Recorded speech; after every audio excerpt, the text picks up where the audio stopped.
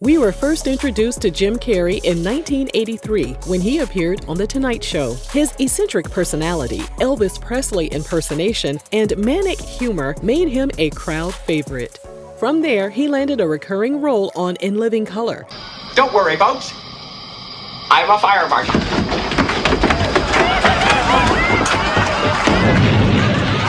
And eventually made his way onto the big screen in films like Ace Ventura, Pet Detective, Dumb and Dumber, and Bruce Almighty. While he kept us laughing from one scene to the next, an internal battle was raging inside of him.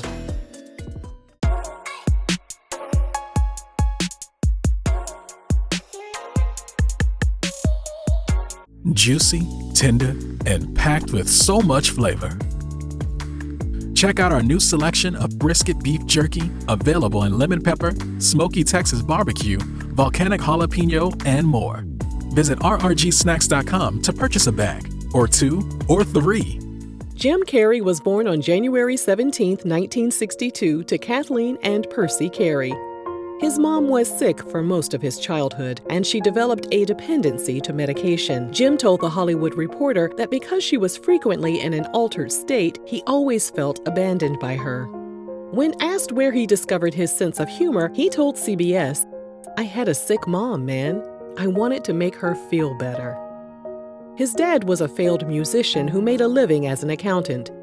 Both of his parents dealt with bouts of depression, and there was a sense of doom in their home.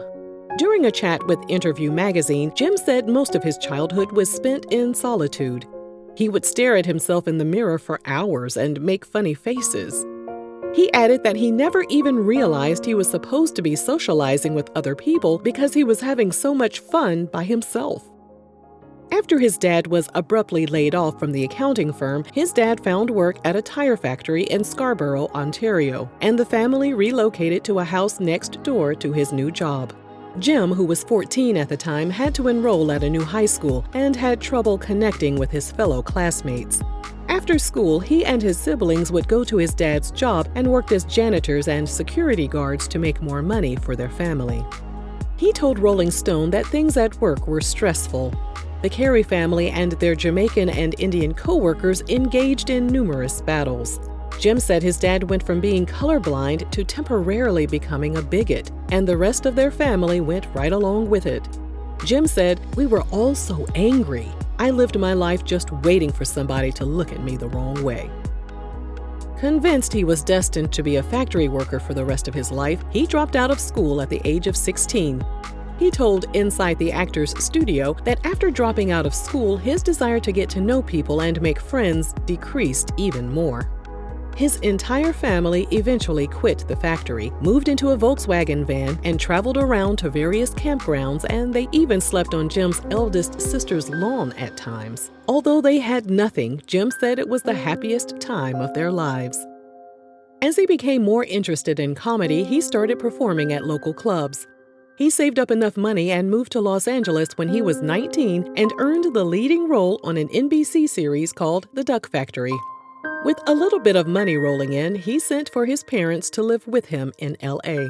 Perhaps Jim was a bit too eager to take care of his family, because soon enough he ran out of money and patience. He told Rolling Stone he was even having terrible dreams about ending his mom's life.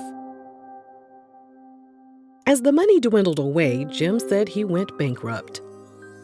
In 1985, he met a waitress at the Comedy Store in LA named Melissa Womer. She got pregnant and they got married in 1987. Their daughter Jane was born that same year. Jim and Melissa struggled financially during their first years of marriage. Jim was making $25 a night doing stand-up, and Melissa cheered him on even when everyone else in the audience was confused by what he was doing. By 1990, Jim's career was going nowhere fast, up until fellow stand-up comedian Damon Wayans invited him to audition for In Living Color. Jim nailed his audition. The show garnered international attention and even won a Primetime Emmy Award. Jim's appearance on the program propelled his career even further, and to this day, he gives all the credit to the Wayans family for giving him a shot when no one else would. During the years he struggled as a stand-up comic, he also took acting classes. Those classes came in handy when Hollywood came knocking. Jim transitioned from the small screen to the big screen with ease. As he became more successful, he admitted he was unable to handle his normal life. Eventually, Melissa gave him an ultimatum. You must come home and put your feet back on the ground and take your garbage out like everyone else, or I can't be married to you. So, in November 1994, after 7 years of marriage, Jim filed for divorce. Melissa told the New York Daily News he went from being uneducated with no money to having a lot of cash, fast cars, and a new girlfriend, actress Lauren Holly, whom he met during auditions for Ace Ventura: Pet Detective. Lauren didn't get the part, but she caught Jim's attention. They grew even closer when they both appeared in the 1994 film Dumb and Dumber. During divorce proceedings, Melissa stated that Jim altered the date of their separation to June 15, 1993, which just so happened to be the day he signed a $7 million contract to appear in The Mask. Melissa said he chose that day so he wouldn't have to split his earnings with her. But Melissa contested they didn't actually agree to break up until 3 months after he signed the contract, which was when he called her and told her he wasn't coming home. Jim was reportedly bringing in close to $700,000 per month, so when he offered her a one-time settlement of $500,000 plus $25,000 per month in total for alimony and child support, Melissa wasn't having it. She demanded he pay her between $5 million and $10 million. They eventually settled the matter privately, and their divorce was finalized in 1995. As Jim rode off into the sunset with Lauren, he had no idea his marriage to Melissa would be his last stable relationship. Jim felt like he had hit the jackpot. He admitted he used to fantasize about Lauren while watching her on All My Children, which meant he was lusting after her during his marriage to Melissa. And even though he pursued Lauren, the press was quick to call her a gold digger. Jim and Lauren got married in September 1996, and she filed for divorce 9 months later.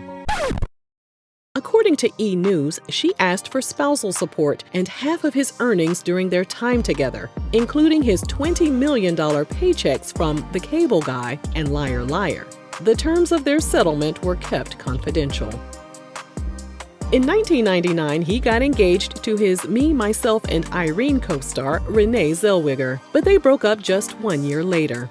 He also dated actress January Jones and was in a 5-year relationship with Jenny McCarthy. After his breakup with Jenny, Jim discovered that painting and creating clay figurines helped heal his broken heart.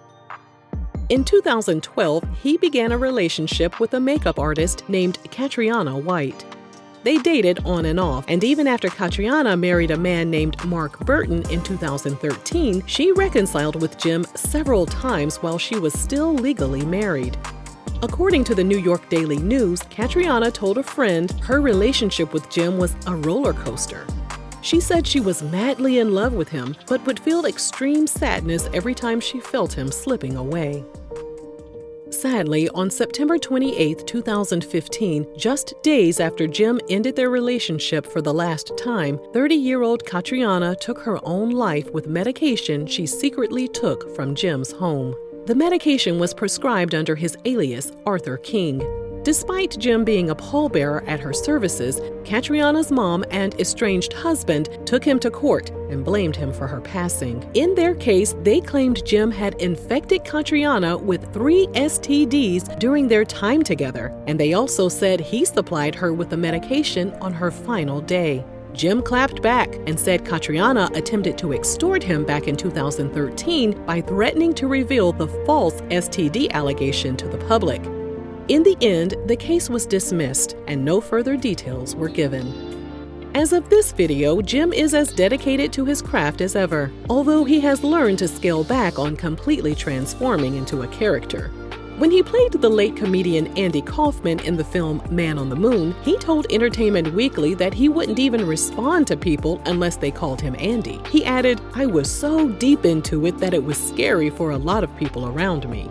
After filming Wrapped, he said it took him an entire month to rediscover who he was because he was so used to being his character. As far as relationships go, he's been flying solo for the most part. In 2018, he told Radio Times that he enjoys his isolated life. That all changed in January 2019 when he went public with actress Ginger Gonzaga, but they broke up 9 months later. A friend of his told People magazine that Jim is a hard guy to date because he's always running hot and cold. One moment he desperately needs to be with someone, and the next moment he desperately needs to be alone. There's a saying in show business that all comedians are actually clowns that are crying on the inside, and Jim agrees.